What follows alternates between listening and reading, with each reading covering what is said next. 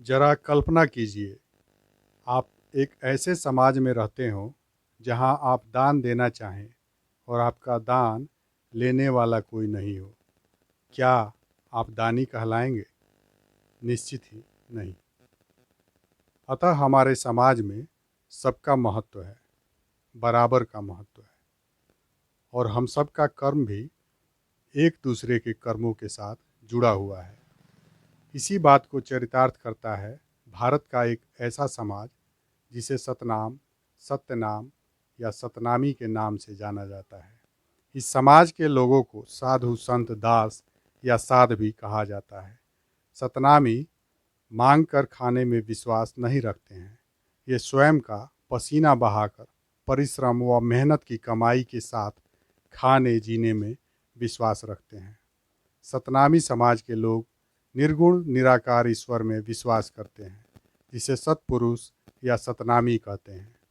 ऐसे में हम कह सकते हैं कि निर्गुण निराकार ईश्वर का नाम ही सतनाम है। सतनामियों का इतिहास जात पात से हटकर बस एक सतनाम के गौरव को दर्शाता है। अतः सतनाम के दर्शन को किसी भी जात धर्म से जोड़कर नहीं देखा जा सकता। सतनाम जात पात या किसी अन्य धर्म से परे एक समाज या पंथ का नाम है। इस समाज के लोगों ने नारनौल में कई बार जुल्म के खिलाफ औरंगजेब और अंग्रेज़ों की सेना को भी परास्त किया था, जिनके पराक्रम की वजह से औरंगजेब को एक बार स्वयं भी इनके खिलाफ तोपों और बड़ी सेनाओं के साथ युद्ध के मैदान में उतरना पड़ा, जिसके कारण गुरु बिरभान सतनाम की रक्षा के लिए स्वयं नारनौल से पलायन कर किसी सुरक्षित स्थान पर रहने लगे। हालांकि सतनामी किसी भी मनुष्य के सामने नहीं झुकने के सिद्धांतों पर चलते हैं, लेकिन सभी का सम्मान भी करते हैं। सतनाम समाज की 7 शिक्षाएं हैं। सतनाम पर विश्वास रखना, व्यभिचार नहीं करना, जात पात के प्रपंचों में नहीं पड़ना, नशा सेवन नहीं करना, चोरी जुआ से दूर रहना, जीव हत्या नहीं करना और मांस नहीं खाना। सतनाम की मुख्य विशेषताएं हैं: किसी भी जाति या धर्म की अवहेलना नहीं करना, हमेशा सच्चाई के रास्ते पर चलते रहना, गुरु गद्दी सर्वप्रथम पूजनीय है, प्रत्येक मानव को मानव समझना। सतनाम समाज का शुभ अंक है 7।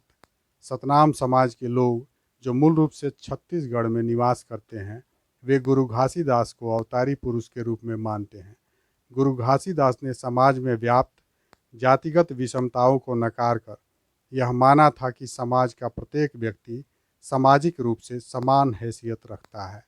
सतनाम समाज के गुरु घासीदास के द्वितीय पुत्र तथा उनके उत्तराधिकारी गुरु बालक दास भी एक महान क्रांतिकारी, समाज सुधारक और मानवाधिकार के लिए समर्पित एक युग पुरुष के रूप में इस समाज के लोगों के बीच हमेशा सम्मान के पात्र हैं।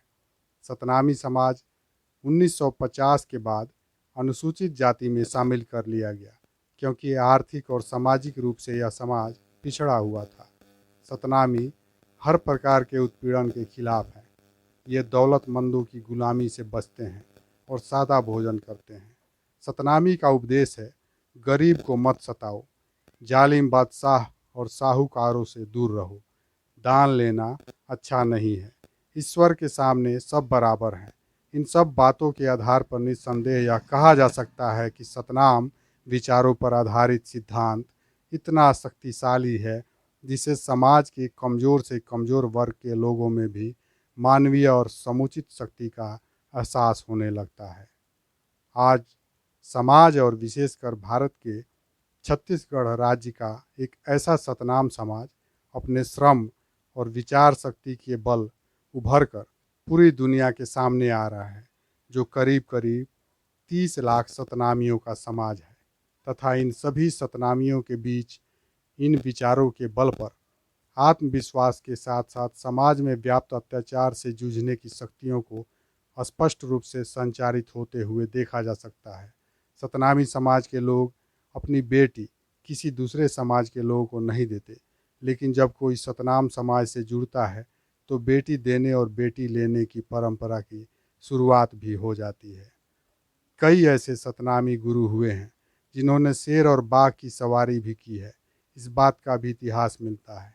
सतनामी गुरु घासीदास के समय से प्रचलित पंथी गीत का सामूहिक नृत्य परंपरा सतनामियों के जोश, ऊर्जा और सामूहिक एकता का एक तरफ जहां एहसास कराने वाली बात है, वहीं दूसरी तरफ यह सतनाम के प्रचार प्रसार को भी आम जनों तक बड़ी आसानी से और रोमांचकारी रूप से पहुंचाती है।